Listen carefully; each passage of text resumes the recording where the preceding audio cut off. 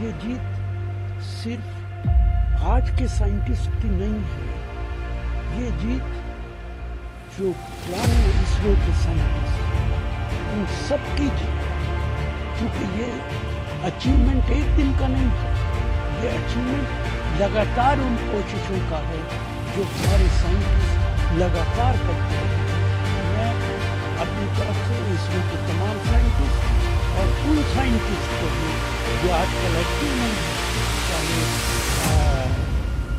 अबुल कलाम साहब हैं JPM जो हमारे प्रेसिडेंट रहे, दूसरे साइंटिस्ट उन सबको मुबारकबाद देता हूँ।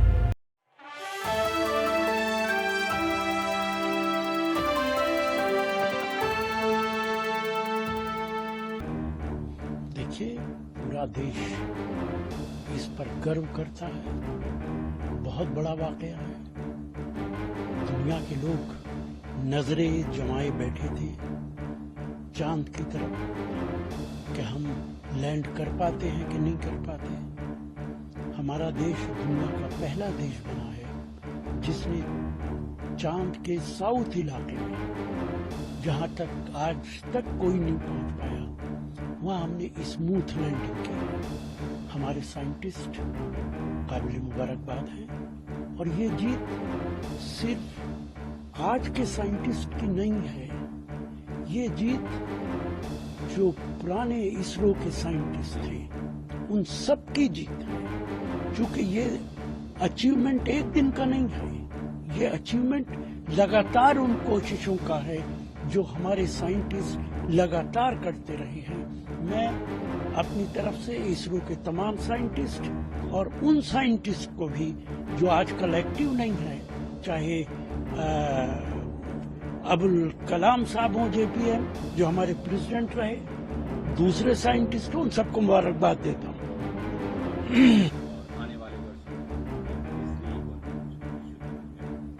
देखिए, कौन यकीन करेगा प्रधानमंत्री की बात, जो प्रधानमंत्री लगातार देश को गुमराह करते हैं। प्रधानमंत्री ने तो ये भी कहा था कि 2022 तक किसानों की आमदनी दुगनी हो जाएगी। क्या हुई दुगनी? वो जो भी बात करते हैं वो भविष्य की बात करते हैं, वो आज की बात नहीं करते। अभी 6 महीने पहले उन्होंने कहा था कि हमारी इकोनॉमी 3 ट्रिलियन हो गई है, और अभी उन्होंने लाल किले से बोला है कि हमारी अगले टेन्योर के अंदर 3 ट्रिलियन हो जाएगी। किस बात पे यकीन करें? उनकी बातों पे यकीन नहीं किया जा सकता।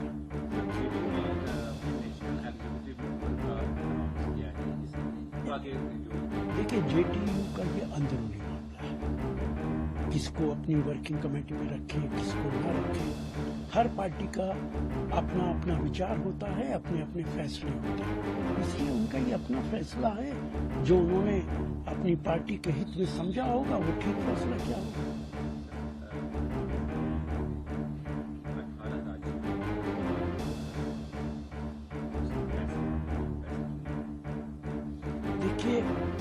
देखिए, भारतीय जनता पार्टी जहां भी चुनाव लड़ती है वहां दावा करती है कि 2 इंजन की सरकार हो तो विकास होगा।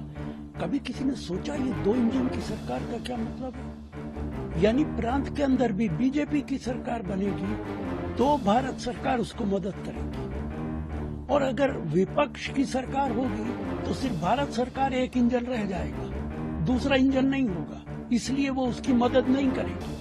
इसलिए भारत के अंदर जहां जहां विपक्ष की सरकारें हैं वहां पे भारत सरकार मदद नहीं करती है, चाहे वो नरेगा हो और चाहे दूसरी बातें हो।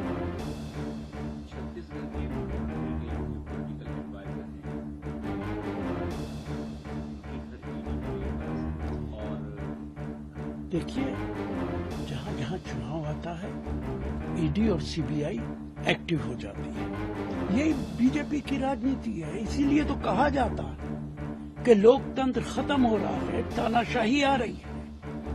आज छत्तीसगढ़ के अंदर चुनाव आने वाला है, आपने रेड डालनी शुरू कर दी है। राजस्थान में पहले आप रेड डाल चुके हैं, बंगाल की सरकार को परेशान कर चुके हैं। हर उस सरकार को जो विपक्ष की सरकार है भारत सरकार परेशान करती है,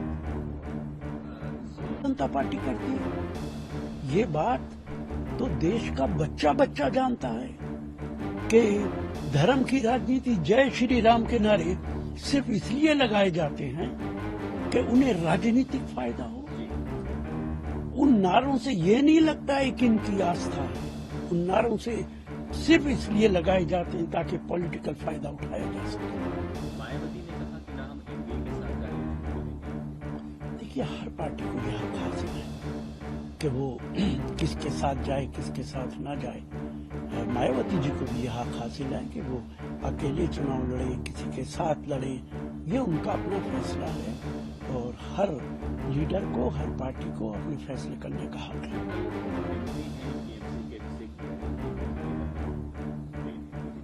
बिल्कुल, मैं तो बार बार ये बात कह रहा हूं कि विपक्ष के नेताओं के खिलाफ ईडी भी एक्टिव होती है, सीबीआई भी एक्टिव होती है। जो लोग बीजेपी ज्वाइन कर लेते हैं वो गंगा नहा लेते हैं, दूध नहा लेते हैं। महाराष्ट्र के अंदर कितने लोग हैं जिनके खिलाफ बीजेपी बोलती थी कि ये करप्ट लोग हैं, आज वो सब बीजेपी के अंदर है। तो ये कोई नई बात नहीं है। भारत सरकार विपक्ष को इस देश में खत्म कर देना चाहती है।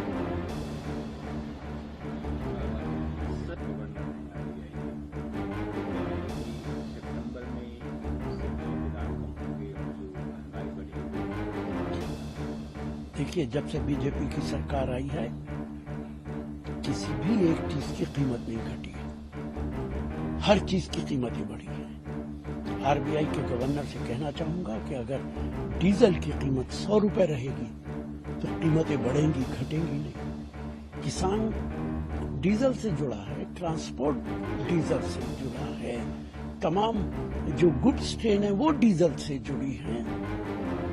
इसलिए ये भारत सरकार लगातार 35 रुपए की चीज जो खरीदती है अंतर्राष्ट्रीय बाजार में, क्रूड ऑयल, वो यहाँ 100 रुपए में बेचते हैं। उसी का ये नतीजा है कि महंगाई बढ़ती जा रही है और इस महंगाई को रोका नहीं जा सकता। नई सरकार 24 के बाद आएगी तभी महंगाई खत्म होगी।